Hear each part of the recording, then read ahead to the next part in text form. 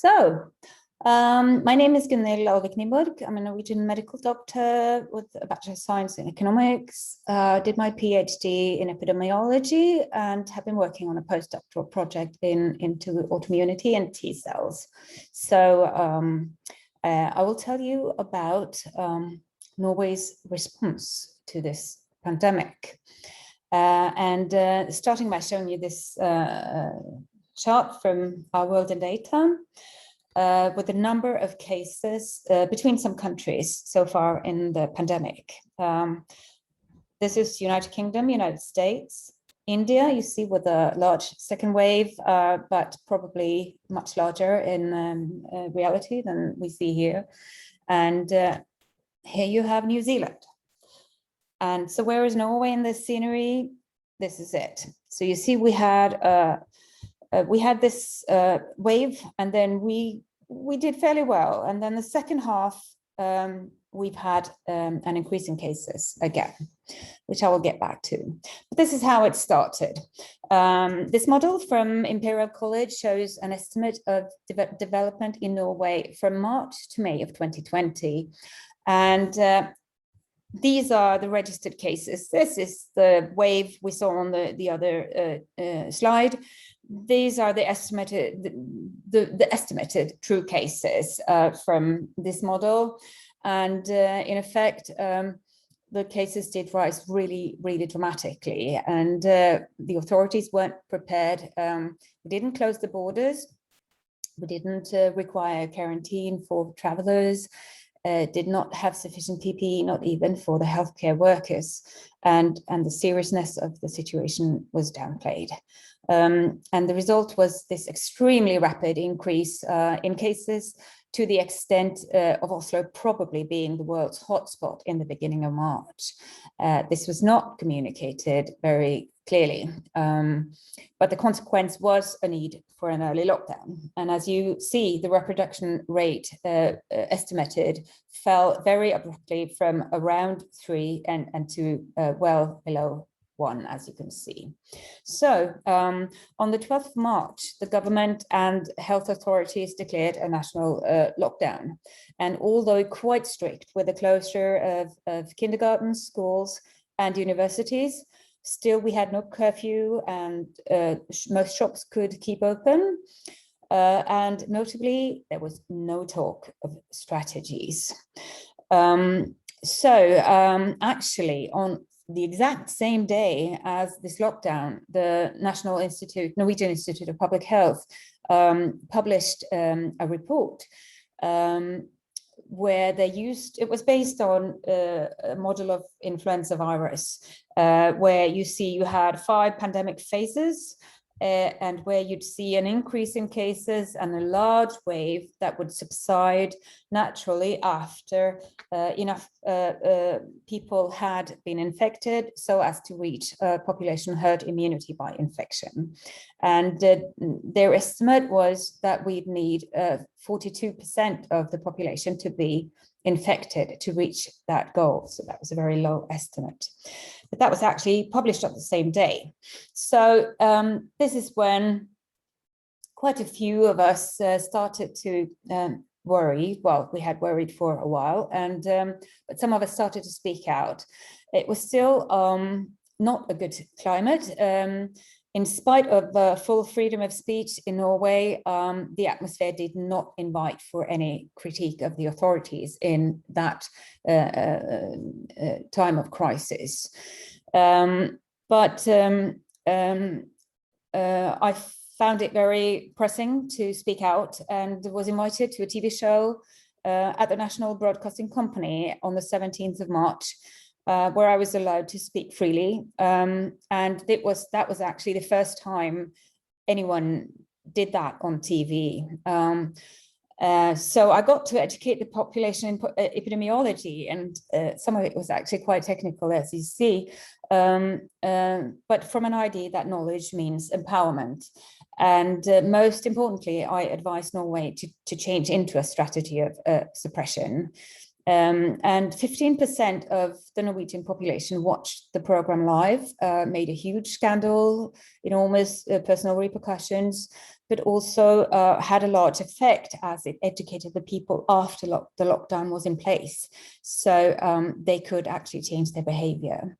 And a week later, the Minister of Health in Norway proclaimed on the same TV show, in fact, that the government strategy had, from that day on, been changed or decided upon to stop the virus. So in Norway, this is our system. We have two bodies independent, the Norwegian Institute of Public Health, and this is the Norwegian Directorate of Health, and they have fairly different roles here, but do somewhat similar too, and they both advise the government, the elected government. And in Norway, it is the elected officials that have the final say. So this went on like that until May 7th of 2020, when the government changed the strategy to avoid collapse of the healthcare system as a goal.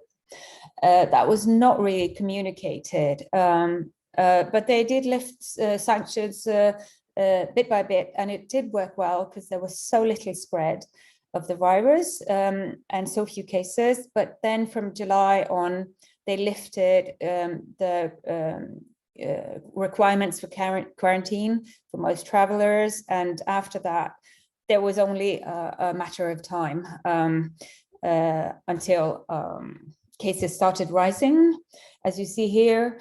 And in all of this time period, we've had to have increase the number of restrictions once again. But we did gain some time to increase our testing capacity. So when these cases started rising, we had a fairly good testing capacity, and our sequencing capacity has also been good in 2021. But Norway's main defense has been the test, trace, and isolate system. And that has been a huge success. It's been led by local communities, by professionals, supervised by the Public Health Institute, very high adherence in the population, and even stopped some early Delta outbreaks now. So that has been a strength.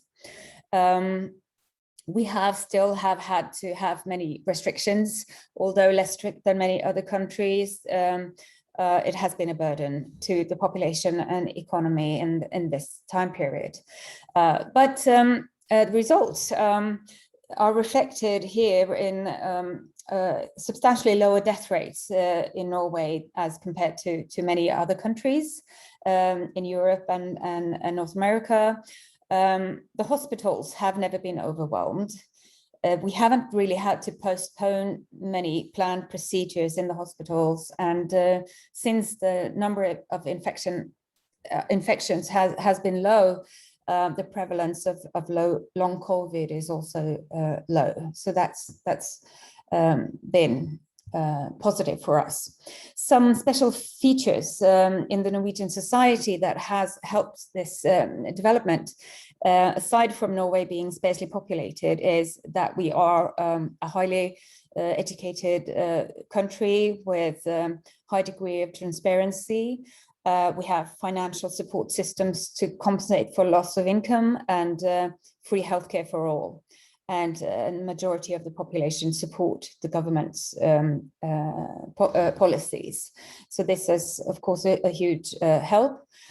Some issues that have led to more spread than necessary, in my opinion, is that the Norwegian Institute of Public Health have not acknowledged nor informed well about the airborne spread, and the risk of airborne spread, and also the risk of spread to and via children.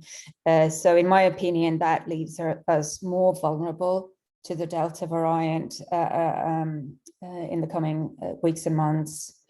But the vaccination program has been a success as well. So far based on only mRNA vaccines, after the adenovirus vector vaccines were taken out of the program after the first cases of vaccine-induced thrombotic thrombocytopenia were uncovered in Norway.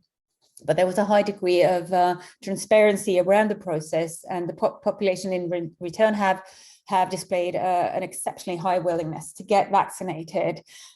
We started vaccinating the eldest first, and we're going down. We're not finished, far from it, but you can see here, this is the age group 75 to 84, and almost everyone has gotten their vaccine.